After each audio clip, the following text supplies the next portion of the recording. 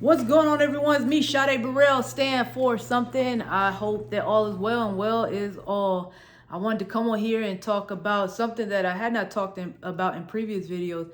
I wanted to start from the beginning about what brought me on this journey to even want to go and go back to school, right? So I went to community college, and I went to a 4-year, then I went to graduate school, and now I'm in a doctoral program. Why in the world would I choose to go to a doctoral program?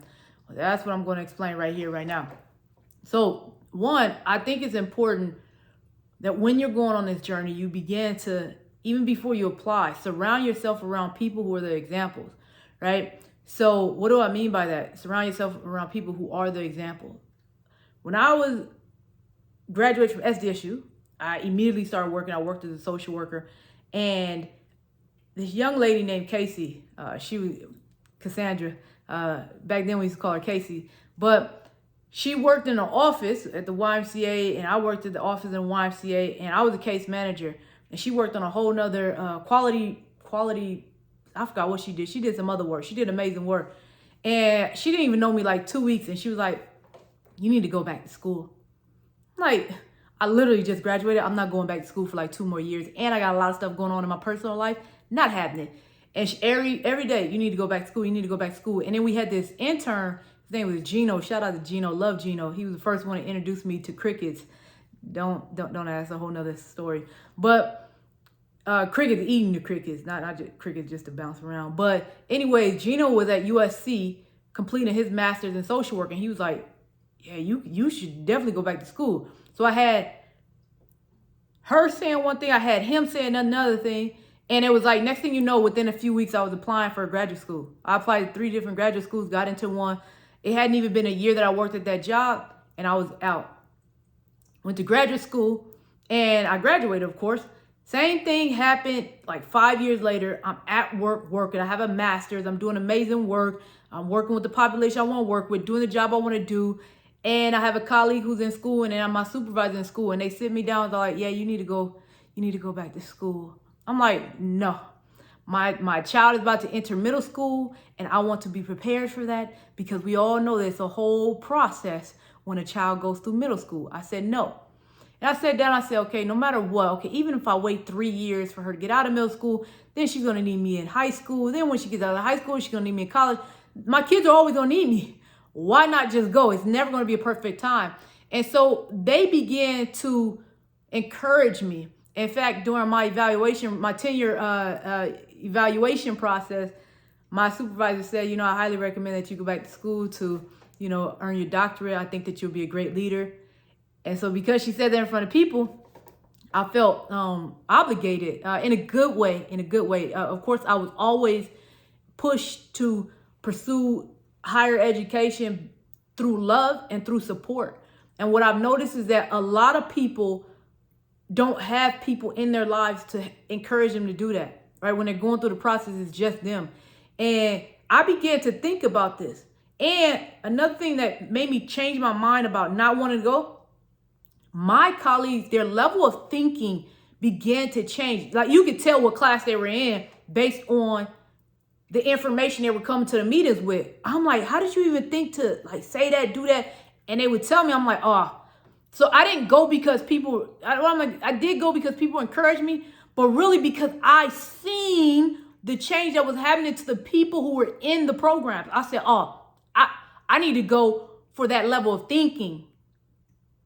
They were speaking a different language. They were speaking a different whole vibe. I was like, I need that. That's what I need. If you got it, I deserve it too. So I applied to the program, and I realized that the village that I'm creating now and that I have now was created even before I started in the program. And so I think that it's important that not only do you research what program you want, what's important to you, do they have the model that you like? Because I have a cohort model. Like, that's all important. But what's really important is for you to understand, why do you want to subject yourself to this? Like why? Like, besides someone calling you Dr. So-and-so, if that's your reason, I'm not telling you you're wrong. I'm just saying that, continuously find reasons on why it's important for you to go on this journey. And it was important for me to elevate my thinking. I love elevating my thinking. And they gave me the blueprint on how to elevate my thinking. You need to apply these programs. You're going to meet these people, etc. I researched programs. It's a particular program that people had highly suggested to me, and I was going to apply there, but it's some other stuff that happened. And so I ended up applying to the program I'm in now, and that was the best decision I could have made. So I started building the team, and I started gearing everyone. So I had a conversation with my kids. I told them, hey, I just want to let you know I'm getting ready to go back to school. Let's talk about what that means for me to go back to school. Now, I went back to school, but we were in a pandemic. So I didn't really have to leave the house or anything like that. Now the pandemic, it's not over. It's still in the pandemic. But I'm having to go to in-person class. Explain to the kids, hey, dinner will be ready ahead of time, right? I'm not going to be there to tuck you into bed, but I'm going to be there to kiss you goodnight every night. You may not see me when I kiss you goodnight, but I'll be there. That's a conversation that you have to start preparing people before you even apply. So we're surrounding ourselves with people, and before we even apply, we are having conversations with our village. If we don't have a village, we're creating the village, because you need that in order to make it through this process. How do you build a village? That's number, right? I don't have a village. How do I find these people? Well, when I say it's a whole process, I mean like simply, who are people who, if you had a flat tire, who would you call? And if you're like, I don't have no one I can call, I need you to start attending networking events now. Start making friends with people now, right? Those people who always say, hey, if you ever need anything, actually, I'm glad you said that. I actually do need something. Start building a team right now, building the village right now, right? And have those conversations with people who are in that village. So I had the conversation, of course, with my family.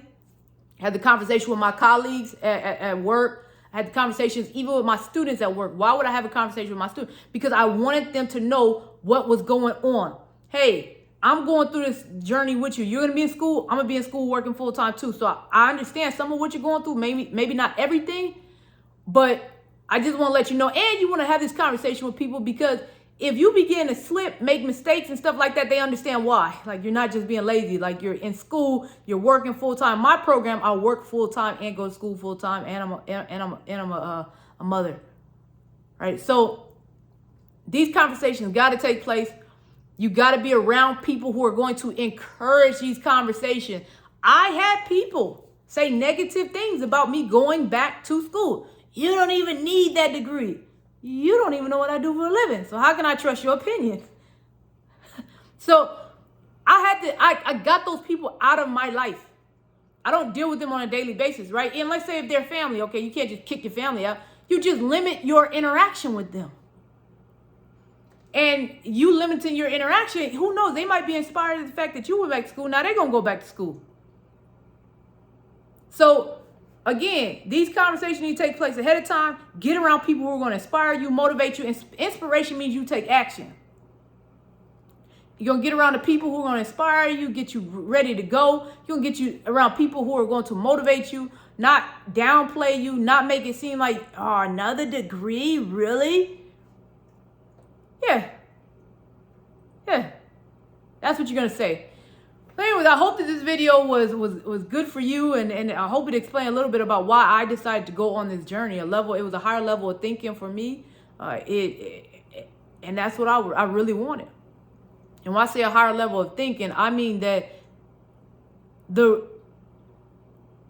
be careful how the way that they were coming up with solutions. I was like, I've never heard anyone put it like that. Tell me where you got that from. All right. So anyways, make sure that, whatever journey you're going to go on, if you choose to go down this journey, make sure that the journey, you have your tribe set up, and that you have people around you who are going to inspire you and people who are going to encourage you, and also create those accountability groups. I'll do a video on accountability next. Y'all have a great one. It's me, Sade Burrell. Stand for something.